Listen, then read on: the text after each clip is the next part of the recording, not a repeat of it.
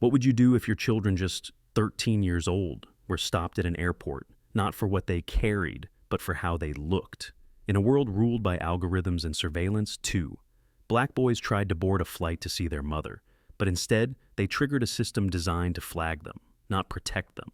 They weren't loud, they weren't dangerous. They were just children, with boarding passes, backpacks, and dreams. What happened next would shake the tech industry, ground an airline, and force a nation to confront the hidden bias in its machines. This isn't just the story of discrimination, it's the story of how silence becomes courage, how a denied boarding pass became the key to unlocking justice, and how two boys armed with nothing but the truth forced the sky to open. The terminal at San Francisco International Airport buzzed with the usual mid-morning chaos, luggage wheels clacking over tile floors, intercoms calling passengers to their gates, the hum of jet engines rolling in from the runways. At gate B-19, nestled in the heart of Terminal 2, two boys stood side by side, identical down to the way their backpacks hung off one shoulder, and how their fingers fidgeted nervously with the boarding passes they held. Jayden and Jordan Bennett were 13 years old, twin sons of Dr. Olivia Bennett, though no one in this terminal knew or cared who their mother was. To them, they were just two black boys traveling alone, waiting to board a flight to Seattle, dressed in neat khaki pants, blue hoodies, and white sneakers. Their appearance was clean, polite, and unthreatening, yet the tension in their small frames betrayed that they already sensed something was off. "Do you think she got the hotel room with the view?" Jordan asked softly, glancing at his brother. "You know how much she said, we'd love the Space Needle?" Jayden gave a quick nod, eyes fixed on the digital screen above the gate. "Yeah, she did. You know, Mom." The gate agent, a woman named Cheryl, with tightly pulled back blonde hair and a name badge that barely clung to her navy blue sky front. Airline's blazer had been scanning passengers in a mechanical rhythm. Smile, beep, nod, next. Smile, beep, nod. But when Jayden and Jordan stepped forward, Cheryl's smile faltered. It wasn't overt, not yet, but her eyes narrowed with the practiced suspicion of someone who'd learned to trust her instincts more than her training. Boarding passes, she asked, her voice sharp but composed. Jayden handed his over first. A loud beep emitted from the scanner, not the usual cheerful tone of approval, but the lower-pitched chime that signaled something out of alignment. Cheryl's smile dropped entirely. "Now I'm going to need to see your ID," she said. Jordan, now, tense beside his brother, held out his boarding pass too, and the scanner beeped again. Same tone, same outcome. Cheryl crossed her arms. "IDs, both of you." Now, Jayden opened his wallet and handed over his student ID. The only form he had, Jordan did the same. Cheryl examined them for an uncomfortably long time, flipping them over as if expecting to find a bomb coded into the laminate. "You don't have government-issued identification," she asked. "You're traveling unaccompanied. That's unusual for boys your age." "Our mom booked everything," Jayden explained, voice steady but low. "She travels a lot. We've flown alone before." "This is a security concern," Cheryl said flatly. "You'll need to step aside." The words hit like a slap. Around them, other passengers, most of them white or light-skinned, were ushered through the gate with beeps and smiles. Families, businessmen, college students, all passing by the twins with not even a glance of concern. Jordan's lower lip trembled slightly, and Jayden instinctively moved closer to him. "Ma'am," he said, "our seats are confirmed. We checked in online. We even got here early. There's a flag on your reservation." Cheryl insisted, "System protocol. I'm not the one who makes the rules, but you're the one enforcing them." Jayden shot back more boldly than he'd meant. Cheryl's eyes flashed. She turned to her computer and began typing with short staccato taps, deliberately avoiding eye contact. "Security will be here shortly." Security, Jordan's voice cracked. "We didn't do anything wrong. Then you have nothing to worry about." Cheryl replied with faux professionalism, but the undertone was ice. Behind them, a businesswoman in a Navy power suit approached, boarding pass in hand. She had overheard enough of the exchange to look mildly inconvenienced. "Is there a delay?" she asked Cheryl. "This is Group A, isn't it?" Cheryl's entire demeanor changed. She straightened, smiled. "Yes, ma'am. Go right ahead. Miss Anders." The woman nodded curtly and stepped past the twins, who had now been shuffled to the side like misplaced luggage. "Why didn't she ask for her ID?" Jordan whispered. "She didn't even beep." Jayden didn't answer. He couldn't. His mind was spinning. Everything had been smooth until now. Mom had booked the flights through her business account. She'd triple-checked their documentation. They had the confirmation emails. The Skyfront mobile app even showed their assigned seats in row 8. Everything was right, except it wasn't.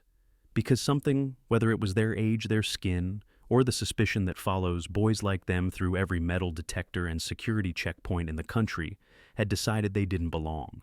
"I'm calling Mom," Jayden said, finally his hands trembling as he unlocked his phone. Jordan nodded, blinking fast. "Do it, please." 3 rings, then a click. Jayden.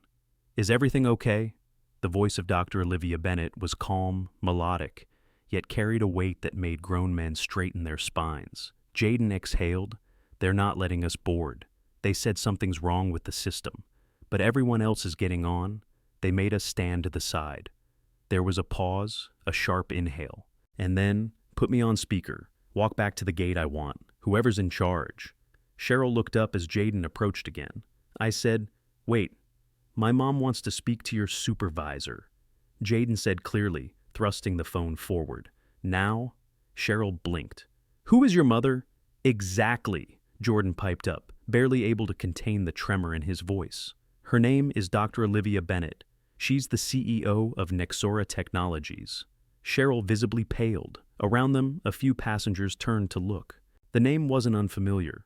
Nexora had recently dominated headlines for securing government contracts to install AI-powered security systems at major airports. Skyfront Airlines had been among those negotiating exclusivity.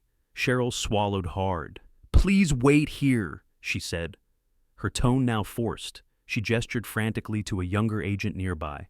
"Go get Mr. Lasky from supervision." As the assistant ran, Olivia's voice came through the speaker again. "Jayden Jordan. Are you okay? Anyone touch you?" "No," Jayden replied. "Just made us feel like we're not supposed to be here." On the far side of the gate, a woman in a pilot's uniform, tall, sharp-eyed with a name tag reading E. Collins, paused mid-step, having overheard. She watched the boys. Her gaze was not of suspicion, but of understanding and quiet rage. A moment later, a man in a suit, red-faced, clearly flustered, hurried over. "What seems to be the issue?" he asked, addressing Cheryl. "Reservation flagged," Cheryl said weakly. "ID verification." The supervisor turned to the boys. "You're the Bennett twins." "Yes, sir," Jordan said, clutching his sketch pad like a shield. "Do you have any idea what your employee just put my sons through?" Olivia's voice boomed from the speaker. "I want names, I want reports, and I want them on that flight now." "Yes, ma'am, right away," the supervisor said, paling further. "Just a minor glitch."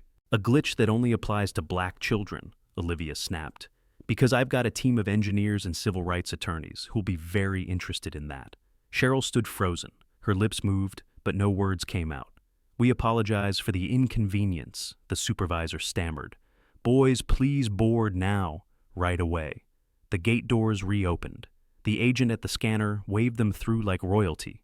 Cheryl stepped back, face burning. Jayden and Jordan passed through silently. Just before disappearing into the jetway, Jayden looked back. "If we weren't her sons," he said, "would you have ever let us on?" Cheryl said nothing. She couldn't. The boys entered the aircraft, first-class seats, 3A and 3B. A surprise their mother had planned. But the excitement was gone. What remained was the dull ache of what it meant to be seen, only when connected to power. When alone, they were invisible. Untrustworthy, suspect. A few moments later, the pilot Eva Collins strolled down the aisle. She paused by the boys' seats, crouched slightly. "I saw what happened," she said gently. "That wasn't okay." Jayden looked up. "Do you think it would have been different if we were white?" Eva didn't answer right away. Then she said, "I think you were brave, and I think your mom is about to make a lot of people very nervous." Jordan finally smiled. It was small, tired, but it was something. The flight took off into the blue morning sky. But back at gate B19, something else had been set in motion, and nothing in the airline industry would ever be the same again. The seatbelt sign had only just flicked off when Jordan turned to look out the window. But it wasn't the sprawling coastline or the clouds that held his attention. It was the memory of that gate agent's stare, the sharp beep that had turned them from passengers to suspects, and the fact that none of it changed until they mentioned one name, Olivia Bennett. Jayden sat next to him, scrolling slowly through text messages from their mom, rereading the itinerary she had carefully assembled. Flight confirmation seat upgrades, car pickup hotel reservation. She'd even added emojis next to each line, little reminders that this wasn't just a trip. It was supposed to be a moment, a bridge between the distance that work and divorce had carved into their lives. But now, all Jordan could feel was that same cold grip he'd felt when the gate agent stepped back and summoned security. Not because of something they'd done, but because of who they were. "She's gonna be mad," Jordan muttered. Jayden shook his head. "No, not at us." He held up the phone. "She's already texting." The screen lit up again. "Tell me exactly what happened. Names, faces, details." Jayden typed quickly. "We'll tell you everything when we land. We're okay. Just mad and embarrassed." A moment later, Olivia replied, "You're not the ones who should feel embarrassed. They are. I'm on it. We'll talk soon. Love you more than any algorithm." That last line made Jordan smile slightly. It was her way. Technical, affectionate, precise. He tucked the blanket higher over his lap, but neither of them closed their eyes for the entire flight. Meanwhile, 800 miles north in Seattle, Olivia Bennett wasn't just typing text messages. She stood in her glass-walled office at Nexora Technologies, her eyes locked on the massive digital dashboard that tracked every airport currently using their AI security framework. Her reflection hovered in the screen, tall, elegant, composed, but with fury simmering just beneath the surface. "Call Morris," she said aloud. Her assistant Angela blinked. Skyfront's director of operations? No. Olivia snapped call, Jonathan Morris, head of algorithm deployment. "I want a full audit of our system." Now Angela obeyed. Olivia paced each step, measured and silent on the marble floor. She didn't need a briefing to understand what had just happened. She had built Nexora's system from the ground up.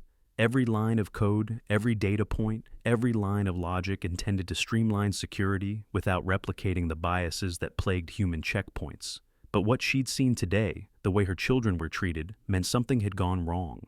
Either Skyfront was using a modified version of her software, or they had added filters she hadn't approved. Either way, the gloves were off. Angela returned. "Morris says the audit will take a few hours." Olivia nodded, then turned to the window overlooking the Seattle skyline. She dialed her private contact at the Department of Transportation. "Lena, it's Olivia. I need you to look into a case of discriminatory screening at San Francisco International.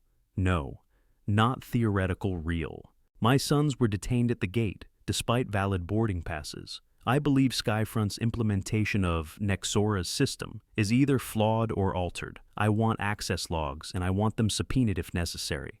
This can't be handled quietly." "You're sure it wasn't human error?" Lena asked Lena.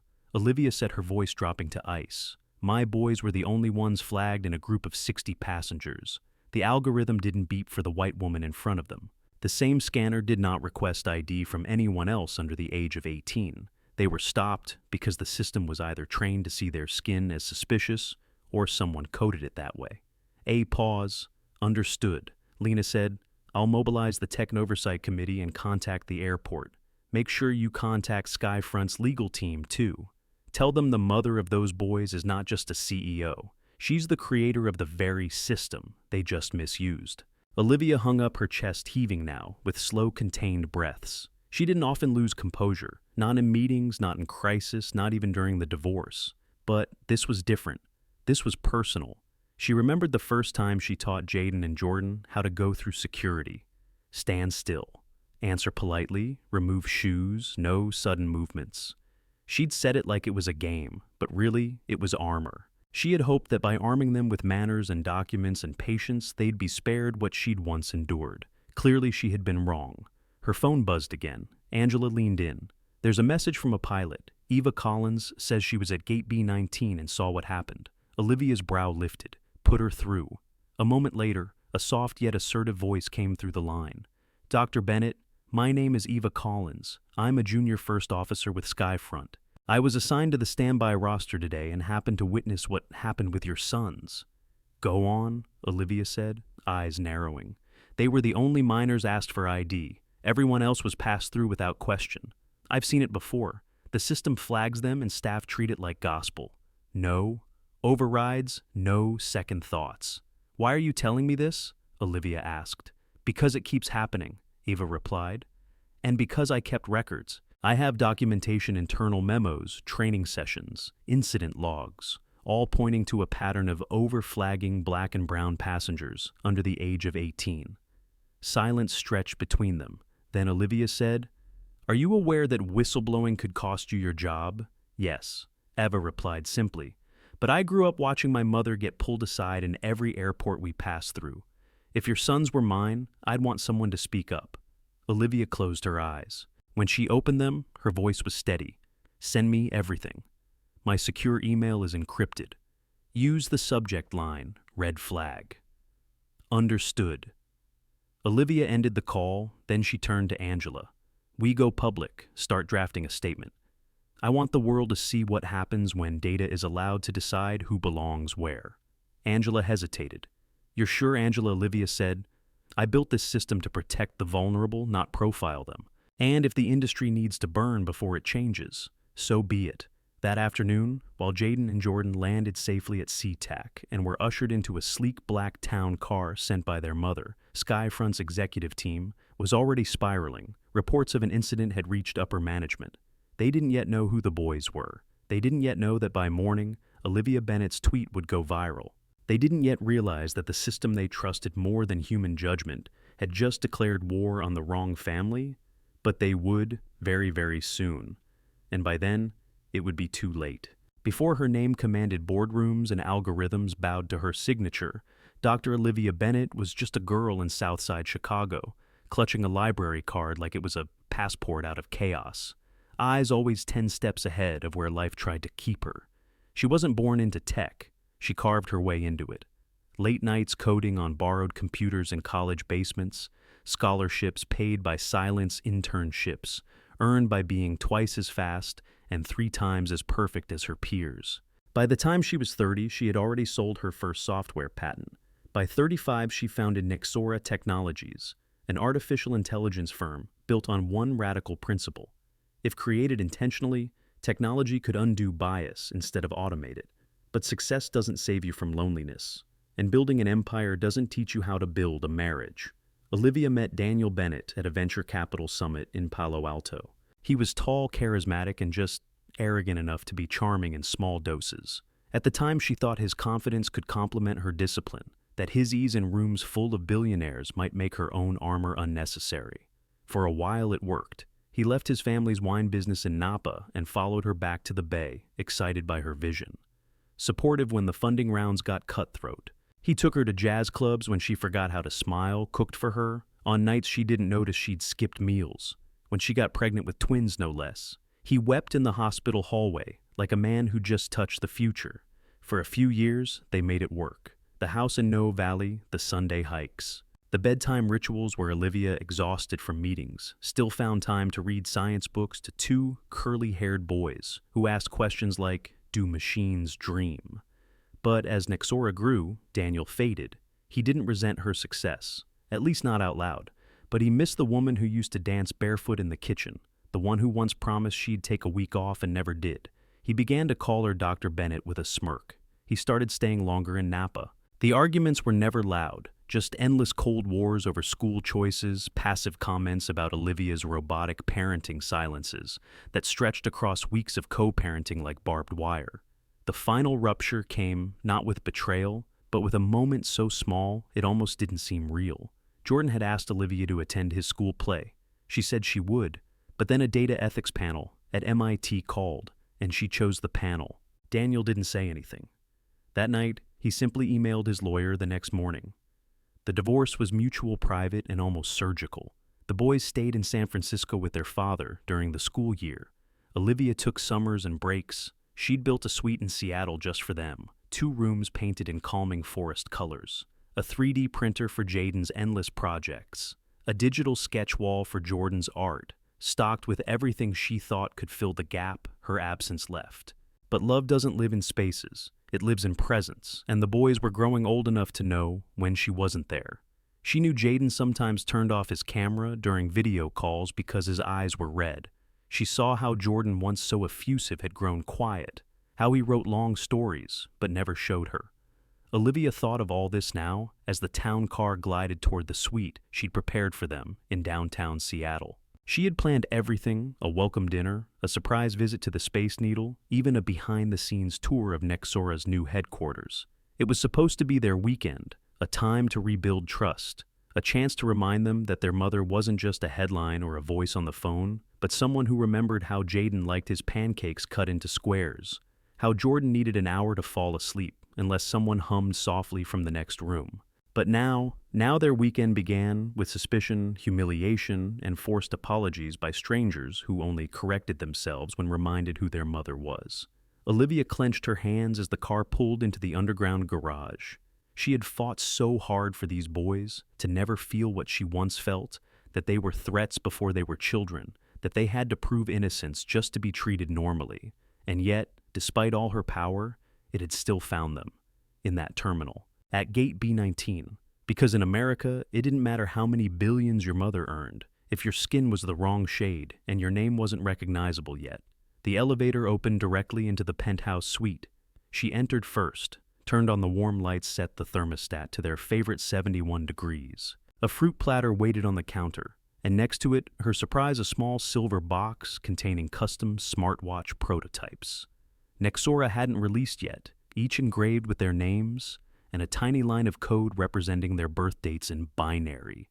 It felt so shallow now, like offering ice cream after someone's been mugged. Olivia exhaled deeply, smoothing the front of her cream blouse as the elevator beeped again. The doors opened. 2 boys stepped in, eyes wide. "Mom," Jordan said, first backpack sliding off his shoulder as he launched into her arms. Olivia caught him, held him tightly, felt his little body press into hers, like he still remembered being smaller than her lap. "You okay, baby?" she whispered. "They treated us like we didn't belong," Jordan murmured. Jayden hung back at first, then stepped forward, dropping his bag beside the couch. "They only apologized because of you," he said flatly. "Not because they were wrong, because you." Olivia let Jordan go, reached for Jayden, but he stiffened. Not with anger, but with something worse: understanding. "You always said systems fail when they're built without empathy," he continued. "I think your system failed today." The words weren't an accusation. They were a mirror. Olivia knelt, looked him in the eyes. "It wasn't my system that flagged you. Skyfront made changes, added their own filters. I didn't approve it. But you're right, Jay. I didn't stop it before it reached you. And that's on me." Jayden blinked fast. "I don't want you to fix it just because it happened to us. I want you to fix it because it's wrong." Olivia nodded. "That's exactly what I intend to do." She reached for his hand. This time he didn't pull away. That night they ate room service, pasta for Jordan, miso salmon for Jayden, and wine. Olivia barely sipped. They talked finally.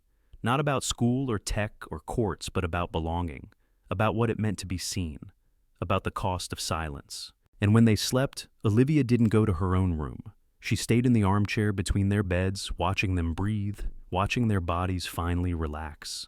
She thought of her own mother, long gone now, who had once whispered to her, "One day, you'll have to fight not just for yourself, but for someone too young to know they're in a war." The war had arrived. And Olivia Bennett was ready. It was supposed to be a weekend of laughter, a break from textbooks and arguments about bedtime. A 3-day adventure filled with late-night movies, messy pancake breakfasts, and moments where the world shrank to just 3 people. A mother and her 2 sons. Jayden and Jordan had circled the date on the kitchen calendar back home in San Francisco.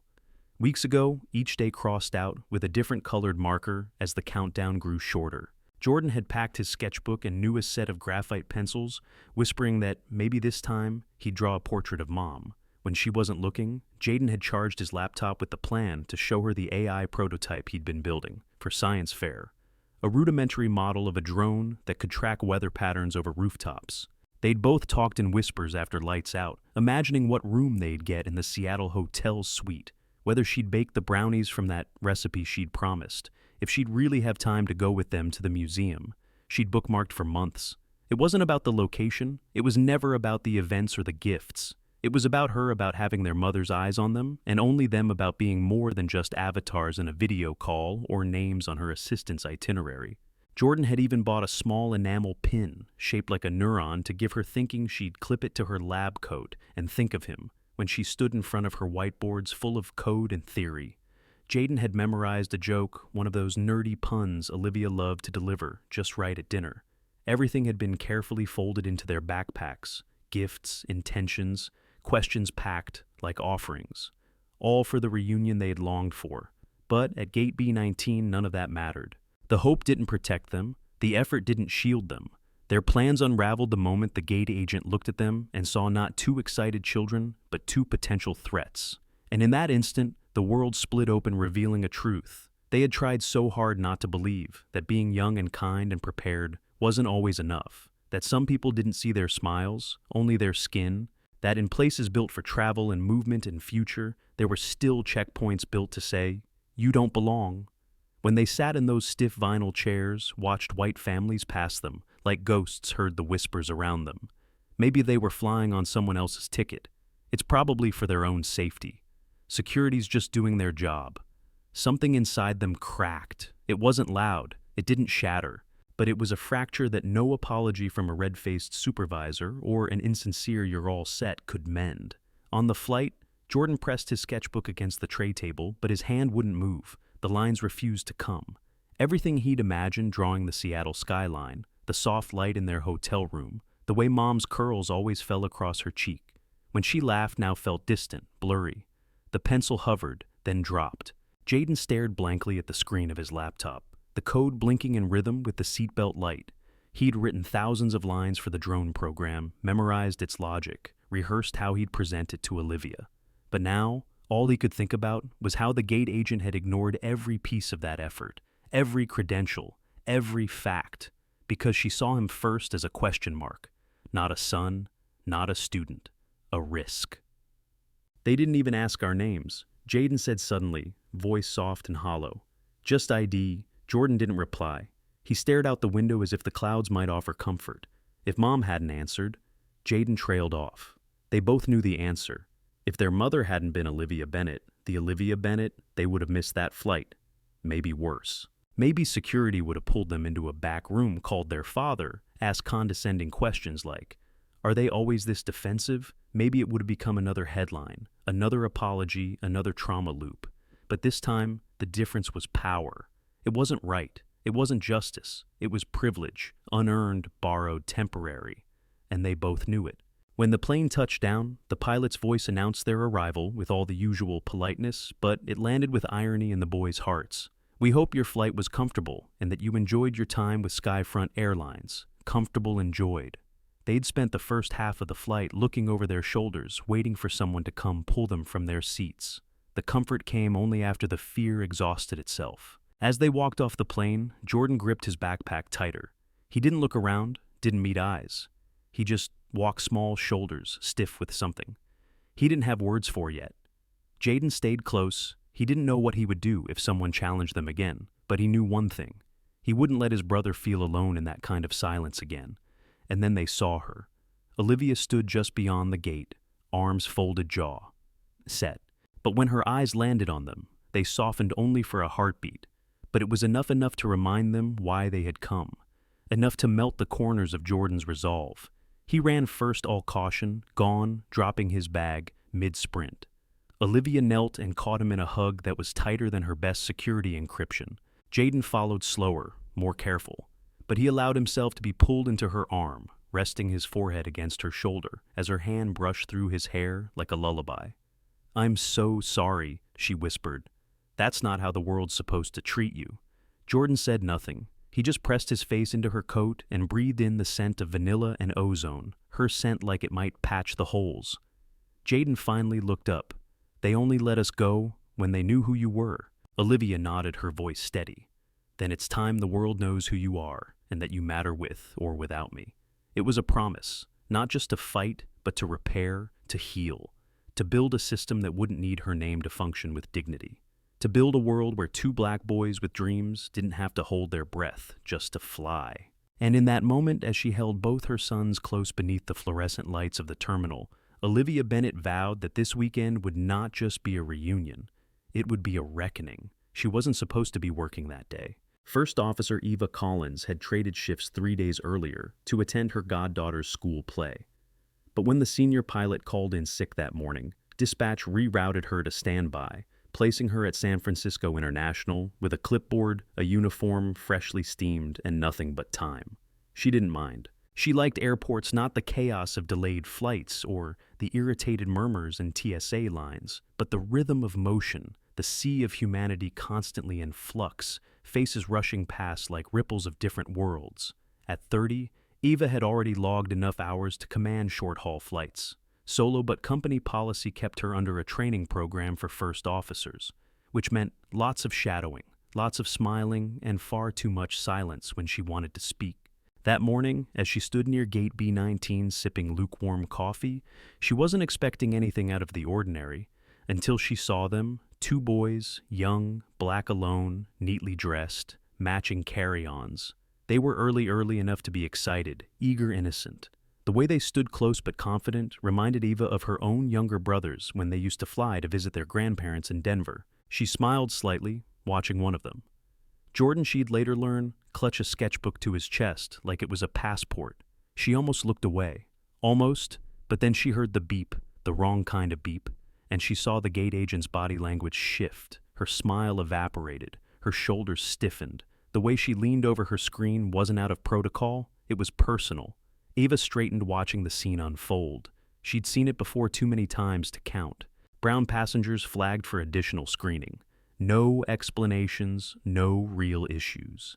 Just enough suspicion to humiliate, just enough indifference to normalize it.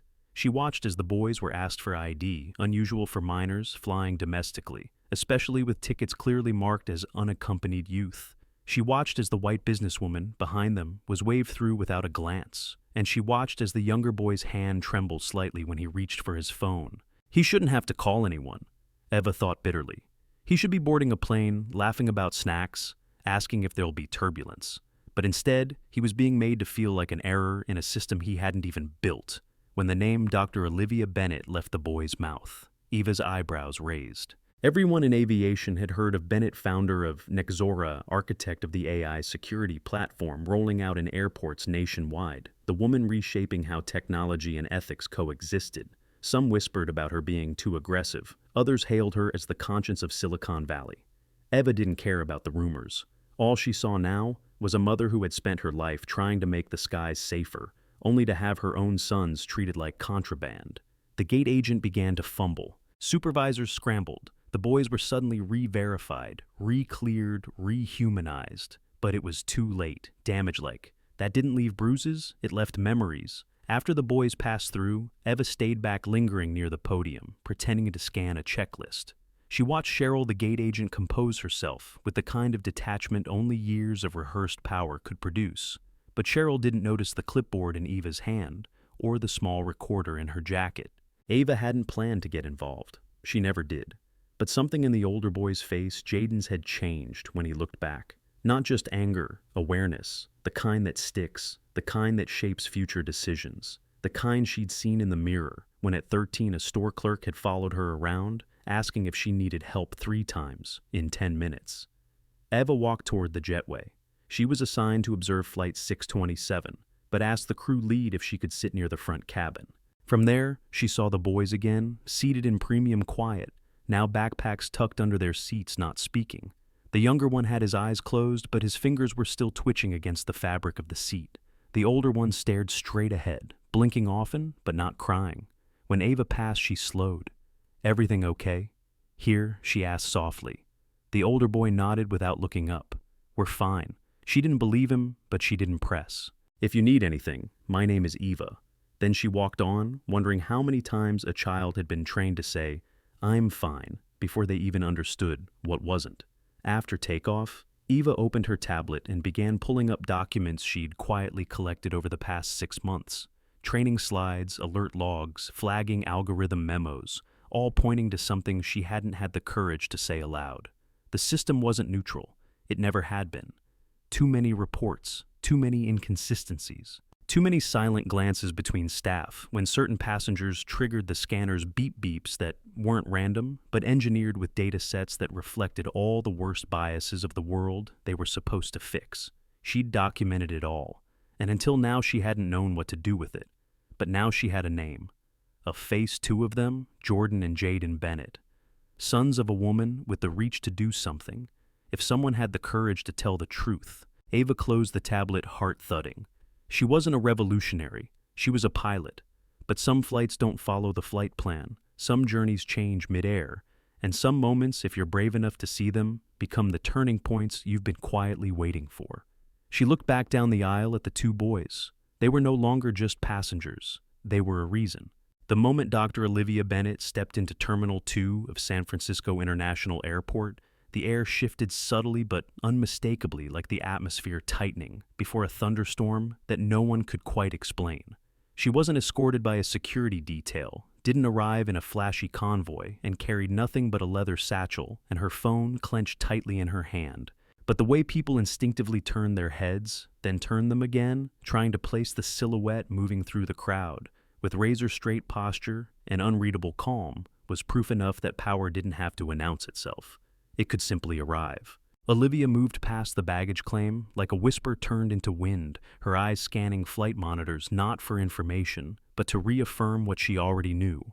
Her sons had boarded were in the air, en route to Seattle, shaken but safe for now. But safety wasn't enough, not anymore.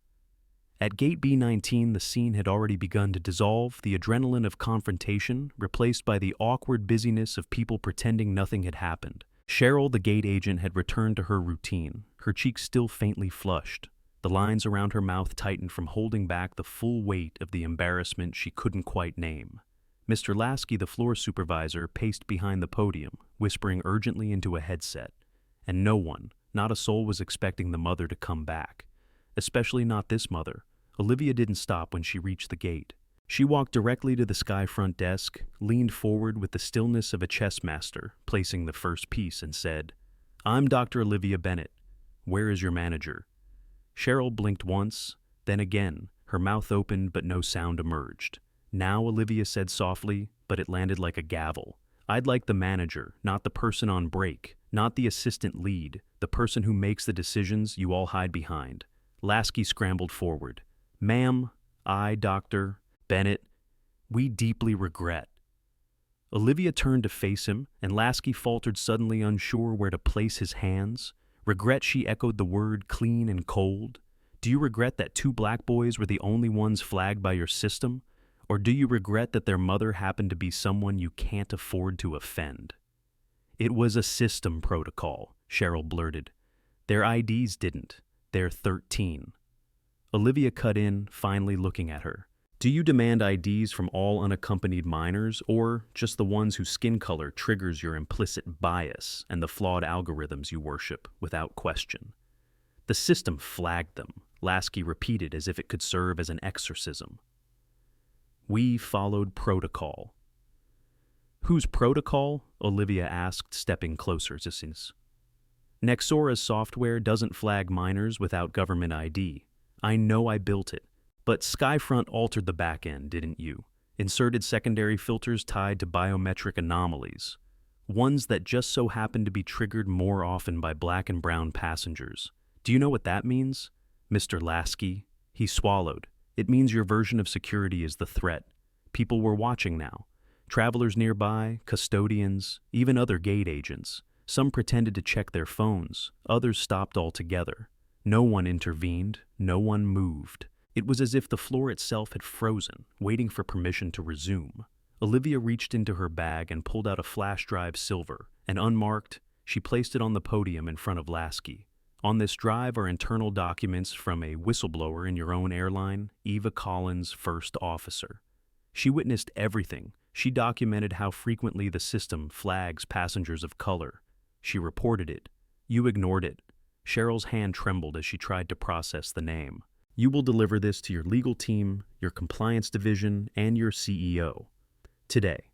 And when you do, let them know this isn't a request for an apology, it's a warning. Warning of..." "What?" Lasky asked, voice barely audible.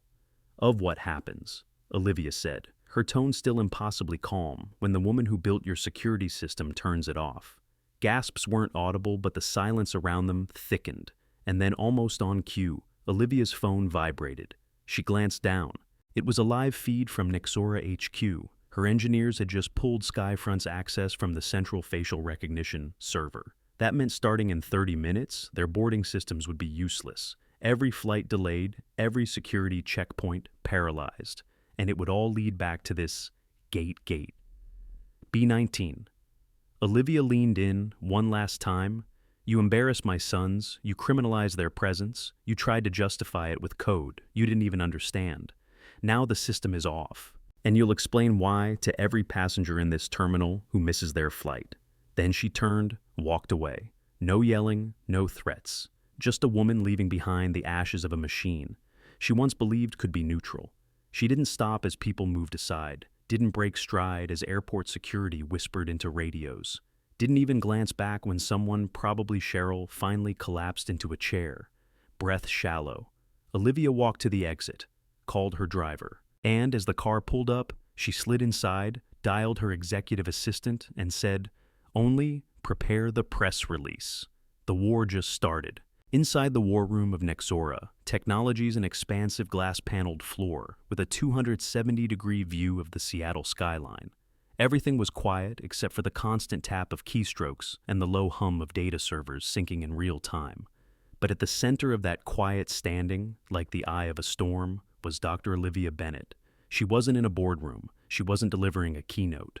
She was here to pull back the curtain on the very system she had designed, to expose how someone else had corrupted it, line by line, permission by permission, until it became a weapon her sons didn't see coming. "Show me the anomaly. Clusters," she said, her voice low, almost surgical. Malik Nexora's director of data integrity brought up the visual interface and interactive heat map tracking behavioral flags across all domestic terminals, where Skyfront Airlines had implemented Nexora's AI screening infrastructure. "We're looking at the past 90 days. He explained, pointing to glowing clusters of data that blinked red, orange, or green depending on security tier. "You'll see that the most consistently over-flagged demographic falls into this quadrant." With a flick of his fingers, he isolated the dataset minors aged 10 to 17 flagged for secondary ID verification. 92% were children of color. Olivia stared at it, not blinking. "Now overlay that with behavioral data," she said. Malik hesitated. "We've run that already." "Run it again. I want to see exactly what behavioral flags triggered the alerts." He tapped twice. The screen changed.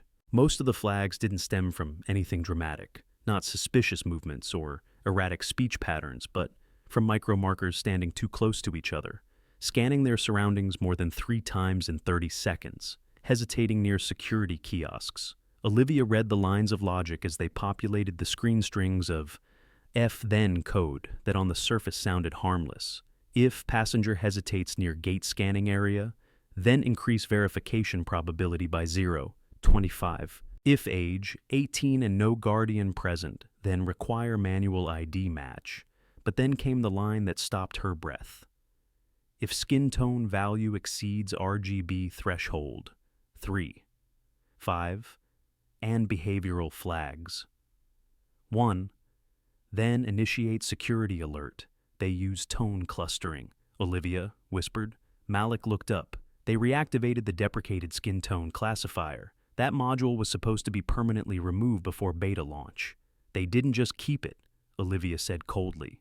"They amplified it." The module in question was a part of Nexora's earliest prototype, a mechanism designed to enhance lighting-based accuracy during facial recognition under low contrast. But during trials, it became clear that the classifier disproportionately triggered errors for darker skin tones. Olivia had flagged it, buried it, rewritten, the rule set.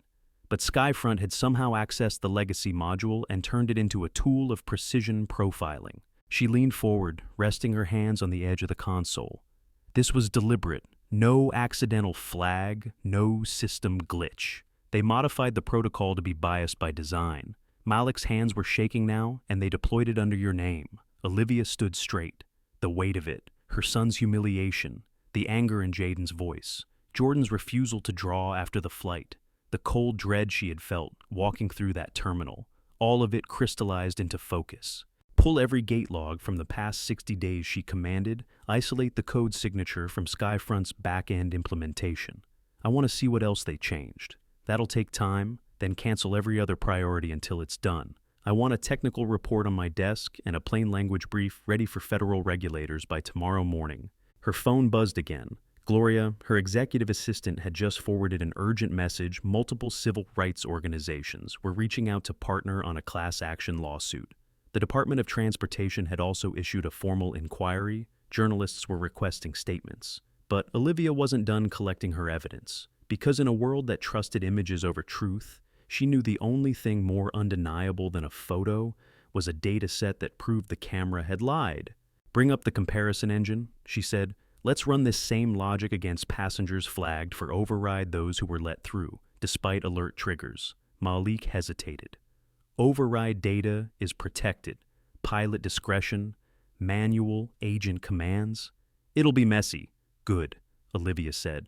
"Let's get messy." The screen shifted. Now, for every red flag marked on passengers of color, the system pulled up counterpoints, white passengers with identical behaviors, same delays, same micro-movements, same boarding pass discrepancies, except their alerts had been dismissed by gate agents. And right there, glowing like a wound in the code, were thousands of green blips blinking in defiance of any random screening claim. White men with sunglasses flagged for loitering, ignored. White teenagers with IDs slightly mismatched waved through white mothers with expired minors' documents allowed to board. Olivia turned to Malik. "Now run it against passengers with known status markers, VIP designations, loyalty members, elite class." The system refreshed, and it was clear the only time non-white passengers bypassed the system was when they were marked with authority. Government tags, corporate travel, sponsor accounts, elite booking status, like her sons had been. "So, the system respects two things," Olivia said aloud: whiteness and power. She stared at the map. All those dots weren't just data points. They were people fathers trying to get home, mothers managing 3 kids alone, grandparents on their first vacation. In years, teenagers like her. Boys just wanting to be seen as kids, not calculated threats. "We're publishing all of it," Olivia said finally. "Every line of data, every modification, every override. But we don't just shame them. We replace them. Nexora's building, an independent auditing platform, open source, bias indexed, verified in public. Every partner that uses our system will have to adopt it or lose us entirely." Malik looked up. "You're going to blow up our biggest airline contract." Olivia turned slowly. Her face was calm, now resolved. "No," she said. "They blew it up the moment they treated my sons like anomalies and called it standard protocol." At that moment, her phone rang again. It was Eva Collins. Olivia answered Dr. Bennett. Eva said, her voice breathless, "I just landed in Seattle. I'm ready to speak to the press, to regulators, whoever you need." Olivia looked out the floor-to-ceiling window, eyes landing on the horizon where technology, justice, and legacy were now colliding. "Thank you, Ms. Collins. Come in. We're going to rewrite everything, and we're starting with the truth." The rain had just begun to fall in Seattle, soft and rhythmic, misting the glass panels of Nexora's 48th floor atrium, like whispers too afraid to shout.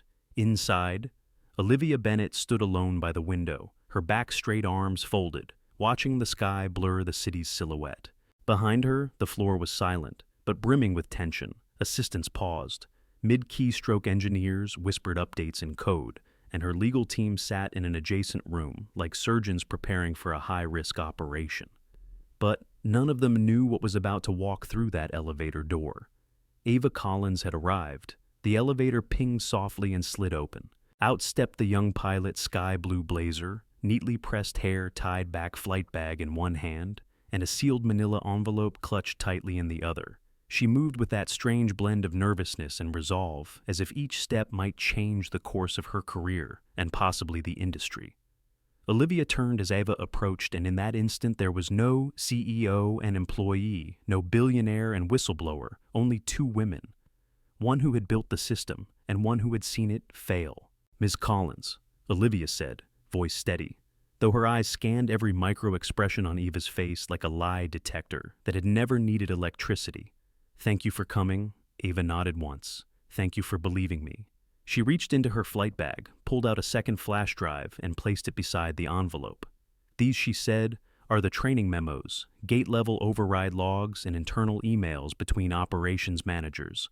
The ones that weren't meant to leave the pilot network. Olivia's brow furrowed.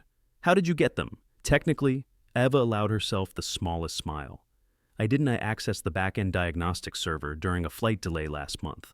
What I saw didn't match the system I was trained on, so I kept looking and screenshotting and downloading until I had enough to realize it wasn't a glitch, it was a directive. Olivia opened the envelope, pulling out printed copies of Skyfront's internal memos.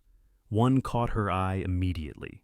Subject line: supplemental screening. Enhancements beneath it in cold corporate phrasing were lines that confirmed everything she feared. Increased verification recommendations for passengers aged 10 to 18 traveling unaccompanied with elevated security score assigned to individuals outside of majority phenotype range, ensure discretion during enforcement. They coded racism, Olivia said quietly, and wrapped it in language so technical no one would notice unless they already knew what to look for. They didn't just code it, Eva added, voice tight now. They rewarded it.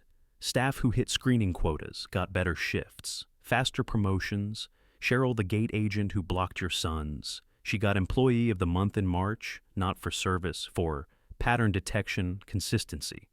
Olivia clenched her jaw, and no one spoke out. Eva lowered her gaze.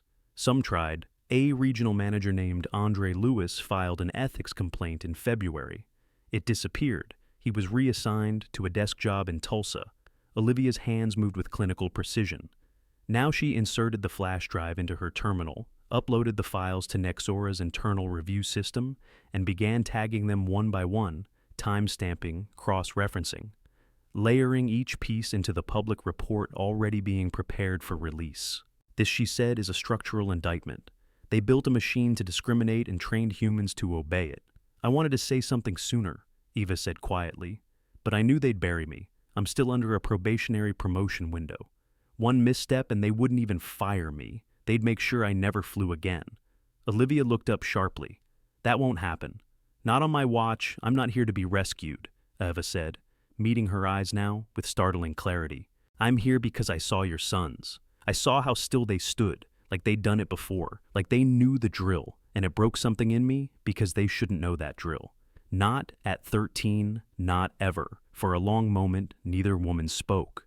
The rain outside thickened, streaking down the glass like the world was trying to wash itself clean. Finally, Olivia stepped forward and extended her hand. You didn't just speak out. Eva, you gave us the scalpel. Eva reached out and shook it. A quiet, firm grip, steady and unflinching. And in that handshake, something passed between them that no contract could quantify: shared conviction, unspoken understanding, and a promise to never back down. Olivia's assistant, Gloria, stepped in, press is lining up. The DOT wants an exclusive briefing in 2 hours. CBS and The Guardian already have crews outside. Olivia nodded. Tell them we'll begin the release with hard data. Then Eva and I will address the public together. Eva blinked. Together, they need to see both sides, Olivia said. The one who built the system and the one who saw it break. As the files uploaded, the algorithmic disparities came alive. On-screen, color-coded graphs, disparities in boarding clearance by race, gender, and age. Olivia glanced at a chart showing the frequency of overrides by skin tone, her eyes landing on one chilling stat. Black minors were 21, 7 times more likely to be flagged for secondary screening than white adults flagged for the same behavior. She turned to Eva. They thought they could hide this in the math, but they forgot what data really is. What Eva asked. People. Olivia whispered. Each number is a child humiliated, a parent delayed, a voice silenced. She clicked one final key, the files went live to the press portal. The truth was out, and Skyfront's reckoning had just begun. At precisely 9:03 a.m.,